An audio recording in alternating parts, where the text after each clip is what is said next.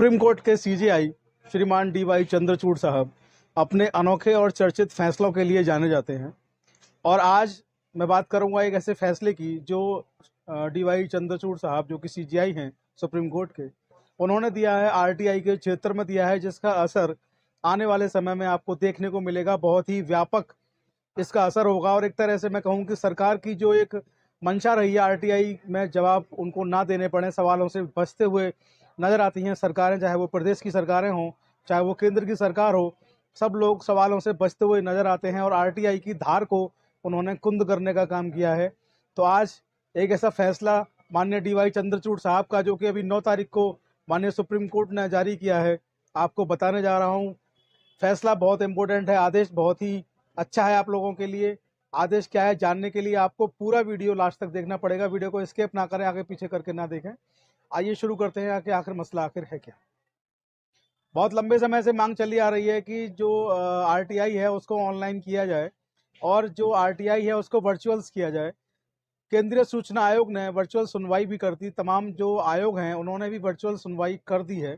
लेकिन अभी भी कई जगहों पर ये देखने को मिलता है कि जो है आपको अपनी एप्लीकेशन फाइल करनी है, ऑनलाइन ऑप्शन नहीं है। कई स्टेट्स में आपको देखने को मिलता है कि आपकी अपील ऑनलाइन फाइल करने का ऑप्शन नहीं है। और आजकल जो मुख्य समस्या है जिससे आप और हम जो गुजरना पड़ रहा है वो ये है कि इंडियन पोस्टल ऑर्डर 10 रुपये का, जो कि आरटीआई का एक अहम हथियार माना जाता था, उसकी शॉर्टेज है।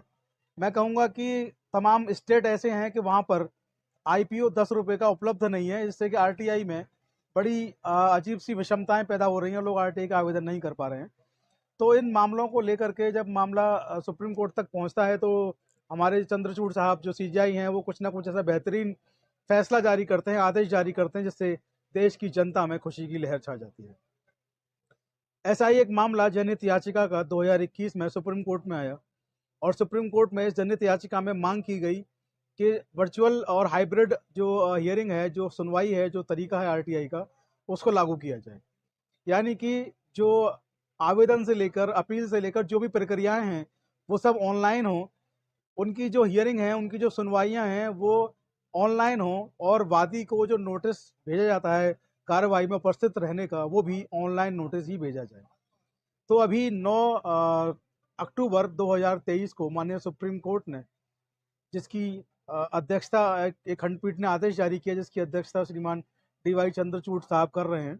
इस खंडपीठ में 3 मुख्य न्यायमूर्ति जो हैं वो हैं, नंबर 1 पर है श्रीमान डी.वाई. चंद्रचूड़ साहब, नंबर 2 पर हैं न्यायमूर्ति जे.बी. पादरीवाला, और नंबर 3 पर है न्यायमूर्ति मनोज मिश्रा जी। इन 3 जजेस की सुप्रीम कोर्ट की बेंच ने आदेश जारी किया, और आदेश बहुत महत्वपूर्ण। इस बेंच ने आदेश जारी किया है कि सूचना आयोगों को हाइब्रिड सूचना ई फाइलिंग की सुविधा प्रदान करनी होगी।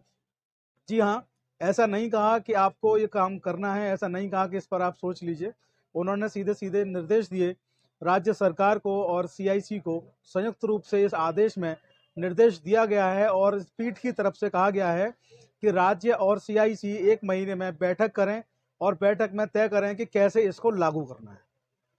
तो नतीजा जो भी निकलेगा, नतीजा बेहतरीन निकलेगा, क्योंकि डी.वाई. चंद्रचूड़ साहब ने इसमें बहुत ही जो अहम बातें कही वो ये कही कि किसी भी व्यक्ति का सूचना पाने का जो अधिकार होता है, उसका मौलिक अधिकार होता है, जो भारतीय संविधान के अनुच्छेद 21 से गवर्न होता है। अनुच्छेद 21 यानी कि जीवन जीने का जो अधिकार है, सूचना का अधिकार, उससे गवर्न होता है। उन्होंने कहा कि वर्चुअल सुनवाई लंबी दूरी के कारण, कई बार आप जहाँ रहते हैं वहाँ से आपका कमीशन बहुत दूर होता है। अगर यूपी की बात करें तो अगर मुजफ्फरनगर और मेरठ या बागपत की बात करें तो आपका कमीशन लखनऊ होता है, बहुत दूर कमीशन है। और दूरी की वजह से कई लोग नहीं पहुंच पाते, कई लोग बहुत ज़्यादा किराया होने की वजह से नहीं पहुंच पाते हैं, कई लोग इसलिए नहीं पहुंच पाते कि उनको आने जाने में समय काफ़ी लगता है, इससे बाकी का काम डिस्टर्ब होते हैं। तो चंद्रचूड़ साहब ने कहा कि जब इतनी दूर हम लोग जाएंगे तो जो उसका जो फंडामेंटल राइट है किसी व्यक्ति का, वो जो उसका मौलिक अधिकार है, वो कहीं ना कहीं उसका हनन होता है, पूरा नहीं हो पाता है। तो आदेश बहुत अच्छा, बहुत स्पष्ट आज का जो आदेश है। सॉरी, तबीयत थोड़ी खराब चल रही 2 दिन से। तो बिल्कुल स्पष्ट यहाँ पर कह दिया 3 जजेस की खंडपीठ ने कैसा आपको करना है। 1 महीने के भीतर बैठक करनी है कि इसको लागू कैसे करना है। और भी तमाम चीज़ें इस आदेश में जनहित याचिका में कही गई हैं, लेकिन सारी बातों को बताएंगे तो वीडियो बहुत लंबा हो जाएगा। फिलहाल आप ये जान लीजिए कि आपको आईपीओ की जो चिंता समस्या सता रही थी उससे आपको छुटकारा मिलने वाला है। अब आपके आवेदन एप्लीकेशन से लेकर के फर्स्ट अपील, सेकंड अपील सब कुछ ऑनलाइन होगा। ऑनलाइन आपको नोटिस मिलेंगे और ऑनलाइन आप उसकी सुनवाई कर पाएंगे। आपको कहीं भी जाने की ज़रूरत नहीं है। इस केस का टाइटल बहुत इंपॉर्टेंट है, आप लोग नोट कर लें। इस केस का टाइटल है किशन चंद्र जैन वर्सेस भारत संघ व अन्य, और ये पीआईएल है। इसका नंबर है 360/2021, इसका केस नंबर है और जनहित याचिका है, और बहुत ही शानदार जनहित याचिका है। आज के वीडियो में इतना ही। आप लोगों को वीडियो पसंद आया हो तो इस वीडियो को मैक्सिमम लोगों तक शेयर ज़रूर करें, और जो भी आपके जानकार में लोग हैं जो आरटीआई में काम करते रहते हैं, वहाँ तक इस वीडियो को आप लोग ज़रूर पहुँचाएँ। और आप लोग हमें ऑफिशियल प्रतीक चौधरी पर सब्सक्राइब करना ना भूलें। हमारा दूसरा यूट्यूब चैनल है, लगातार आपका प्यार वहाँ पर हमें मिल रहा है। चैनल हमारा ग्रो कर रहा है, बड़ा हो रहा है। अभी छोटा बच्चा है, उसको और बड़ा करने में हमारी मदद करें। इसके साथ आप लोग हमें फेसबुक और इंस्टाग्राम पर भी फॉलो कर सकते हैं। आईडी से हमें चौधरी लीगल एसोसिएट। आज के वीडियो में इतना ही। आप लोग बने रहें, प्यार दिखाते रहें चौधरी लीगल एसोसिएट पर। जय हिंद, जय भारत, नमस्कार।